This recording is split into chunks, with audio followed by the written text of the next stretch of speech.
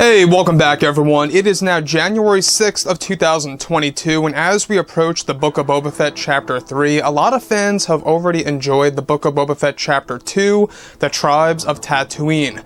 Now, if you guys have not seen Chapter 2, one thing I can promise you is that it is far superior than Chapter 1. I know that Chapter 1 got mixed reviews, a lot of people thought it was slow, some people thought it was boring. I, however, thought it was pretty good. It had its slow moments here and there, but that's the point. They want to focus on character development in the very first episode. They're not just going to throw everything in there, and I thought that Rodriguez did an excellent job.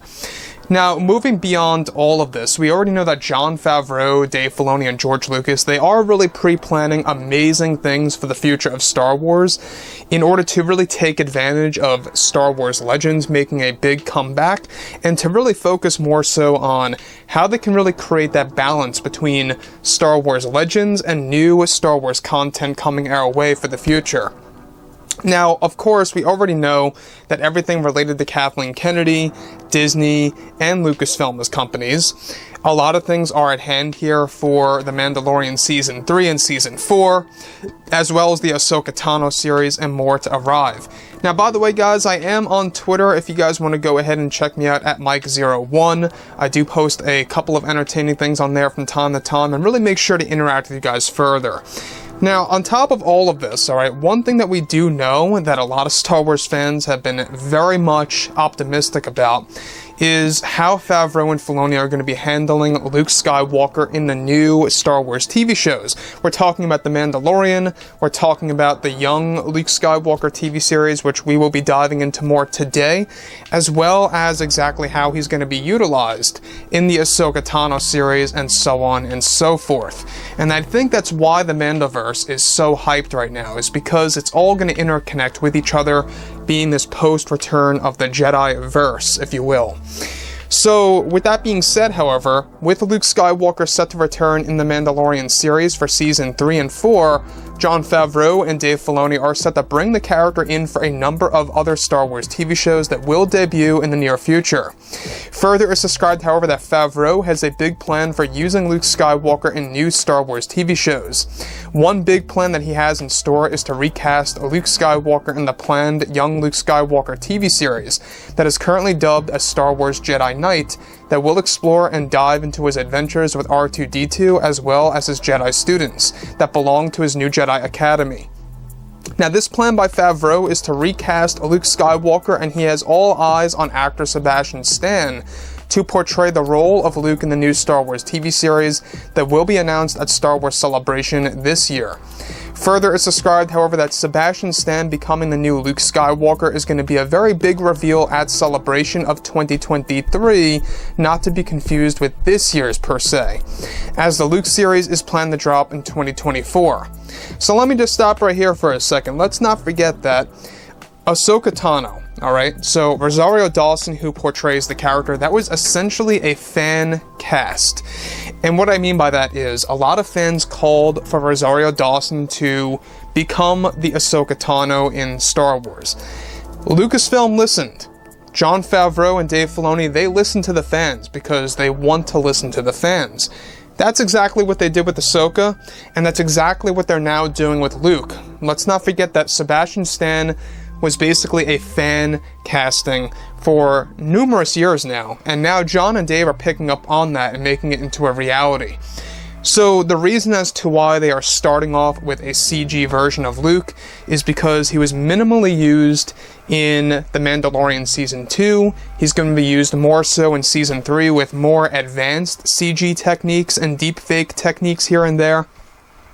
They're going to be using other strategies to also implement the CG version of Luke Skywalker as well, because he's going to be in a lot more sequences, but they're not going to be doing a recast in Mando Season 3. They're saving that on a minimal level for Season 4. We're going to get into that in just a second. But the Luke series is the grand plan for Luke to be recast by an actual actor. So, with that being said, on top of all of this, this new series is set to also include a young version of Lor-San Tekka, which both Jon Favreau and Dave Filoni are also trying to figure out who could play that role.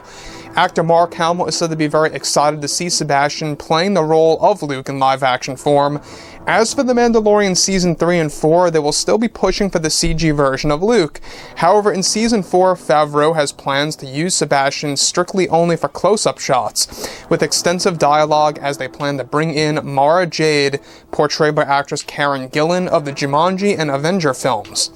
The Star Wars series that will feature Luke Skywalker is described to be planned as a multi-season series, and not a limited one at that, which is great news for the fans as well, as they want more of the Force-related content to show up on Disney+. Now, I've been hearing this from everybody, pretty much all casual and hardcore fans I know, as well as new fans that I know personally that are just now getting into Star Wars, that so far from the movies and the TV shows that they have watched, they enjoy anything that has to do with the Force more so. I myself included. I mean, let's not forget, Star Wars really is all about the Force at the end of the day, right? May the Force be with you. It's in the very given line of dialogue that is so famous. So that's exactly why a lot of fans are more excited about that. It's not that the bounty hunting Star Wars TV shows are bad, it's just that it's not going to be as hyped up or as exciting as something around the lines of a TV show that features Jedi, Luke, and others out there like Mara Jade, etc. So, moving past this as well, alright? Now, Star Wars as a whole, alright? Star Wars Jedi Knight is said to also feature beloved Jedi student of Luke's, Kyle Katarn, who will also appear in The Mandalorian Season 4, with both Mark Hamill and Favreau, of course, is okay with all of these choices. Sebastian Stan feels more confident in playing the role of Luke, and said to have to study young Mark Hamill's mannerisms from his older films from approximately, of course, 1 year, to really gain the form of Luke Skywalker. Now, basically, that's what Sebastian Stan has to do. He has to study the mannerisms of young Mark for 1 whole year from his older movies, not just Star Wars, but some of the other smaller films that Mark Hamill worked on, you know, in the 80s and the 70s. So, Star Wars Jedi Knight will be a story of hunting down Jedi lore, and Favreau wants to make it very quest-driven for Luke to discover new secrets about the dark side as well. The reason Favreau put Luke in The Mandalorian is to slowly build things up until we reach the Luke Skywalker series for Disney+. Now, with Luke set to actually get a recast for 2024 in the end of 2023 on a minimal level, Favreau is also planning something big to cast a young version of Ben Solo to appear in the Jedi Knight series that will take fans by surprise for sure. Essentially, Favreau wants to make sure that Star Wars can really explore all of the Skywalker family members. He wants to also borrow story elements from the comics and books from the 1990s. I gotta say this time and time again, I think Favreau is gonna nail it. So far, the Book of Boba Fett is excellent. I do suggest, guys, if you like Robert Rodriguez's directing style, go ahead and check out Once Upon a Time in Mexico and Desperado. I talked about this on my Twitter, that you guys gotta go ahead and check those movies out, because he used those films as inspiration for the Book of Boba Fett. You're gonna see a lot of similarities in shots, his shooting style, some of the scenarios that he throws his characters in. I mean, it's a very interesting comparison to see some of the parallels between the Desperado and Once Upon a Time in Mexico films in comparison to the Book of Boba. But I digress. Star Wars Jedi Knight, I think, is going to be a smash hit, a smashing success for the overall franchise in 2024 regardless. Sebastian Stan, I think, is a proper choice, and Favreau just knows what he's doing. So, overall, guys, drop a comment below. Let me know all of this in the comments, and if you guys did enjoy the content for today, do make sure to drop a thumbs up on this video to support the channel. I thank you all so very much for the kind support, and I'll catch you guys next time.